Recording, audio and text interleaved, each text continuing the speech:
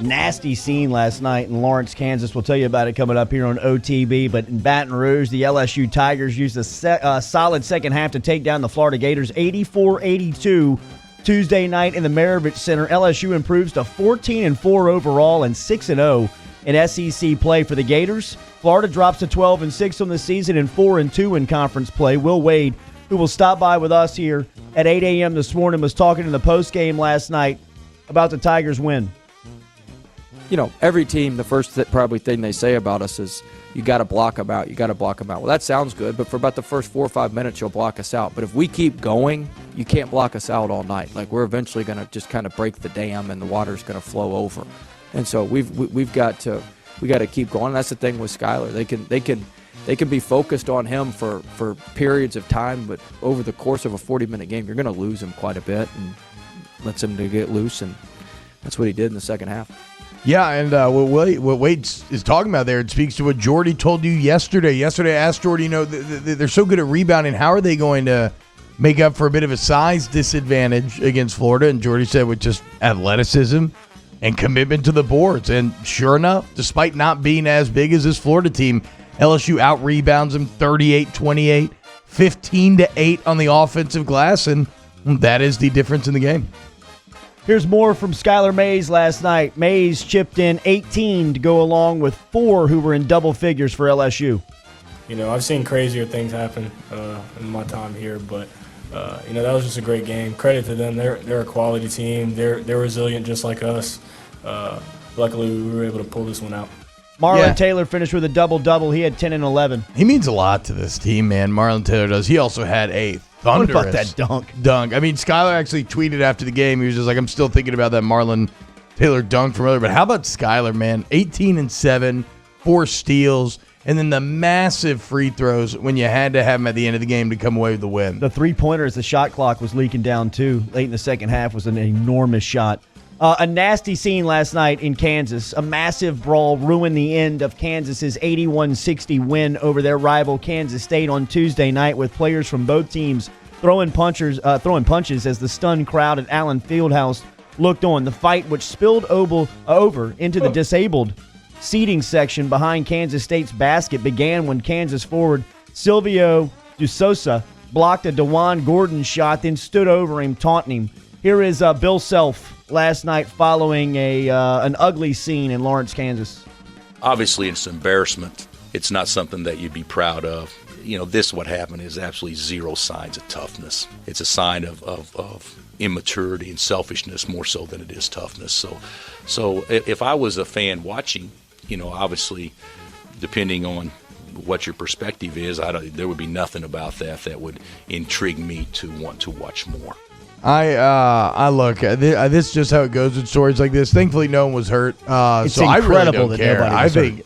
I don't know. You're going to be treated to a full. You're going to be treated to a full day of like takes where people are just horrified and disgusted by all this. I don't know. I thought it was kind of crazy, and that's just about it.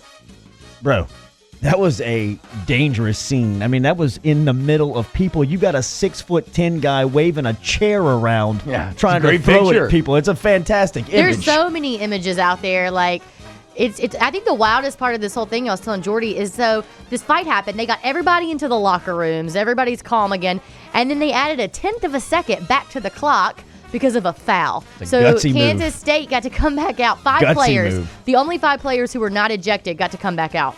Wait, what? Yeah. Even though it was 80-61. Yeah. They didn't just end that game. And that scene. Wow. Bring him back on the floor. Unbelievable. It felt a lot like the Detroit Pistons scene. I mean, like leaking over into the stands. You had fans trying to break the fight up. There's one lady on the ground in a hooded sweatshirt that's getting stepped on. It looks like, her right here as this video goes on. I mean, Nathan's playing. We have the video. We've got images if you're watching at 1045ESPN.com. The best thing is the sound from our 2 guys from Kentucky, our 2 basketball announcers. Yeah. When you put that with it's unbelievable. Oh, my God. By God. So there's a great subreddit. The coach is getting involved.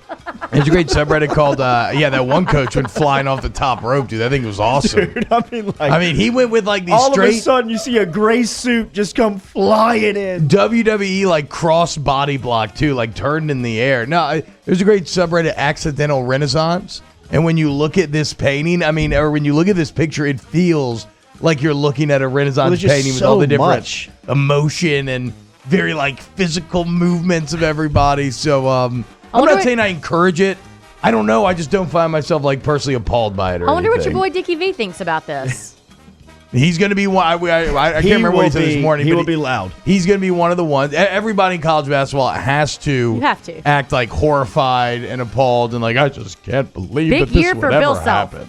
Billy. Big year. Billy. Bro, he tried to tell you. What was the video he made before the season? With Snoop Dogg? Yeah. Just let it go, man. He's all up in the center of the controversy, everything that's going on off the floor in college basketball. And look, Silvio was the player that got him in trouble. Yeah, I know. Sosa was the guy that got him in trouble. Joe Burrow, LSU quarterback and likely number 1 overall pick. Burrow is signed with the Los Angeles-based agency CAA Sports, according to ESPN's Adam Schefter. CAA represents our own Jacob Hester, but they also got Zion Williamson, Drew Brees, Peyton Manning, and others. He also signed with, what was the name of that firm, Rivs, that we were looking up? Started with an M. Yeah, we'll tell you about it coming up. Speaking of Zion, it is Z-Day. Zion Williamson will make his NBA debut tonight with the Pelicans as they take on the Spurs in the Blender. Tip time set for 8:30. National TV audience tonight, T. Flock up. I can't wait. You sure? I can't. Sosa catch you with a chair to the back of the head there? I can't wait. World War Z, assault upon the beaches of the Blender. Zion just going to be crushing all those who stand before him. The Pelicans are actually look, and this game has relevance, right? We mentioned it yesterday. Pels 3.5 games out of the 8 seed. The Spurs are right there in the 9 seed.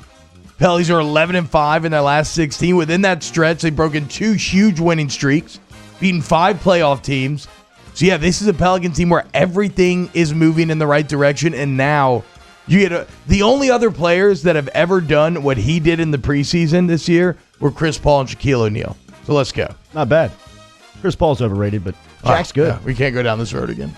Yeah, LSU gymnastic news. LSU freshman Kia Johnson has been named the SEC Gymnast of the Week, the league office announced on Tuesday. Already in 2020, Johnson has won 7 titles with 2 in the all-round, 2 on vault, 2 on floor, and 1 on beam.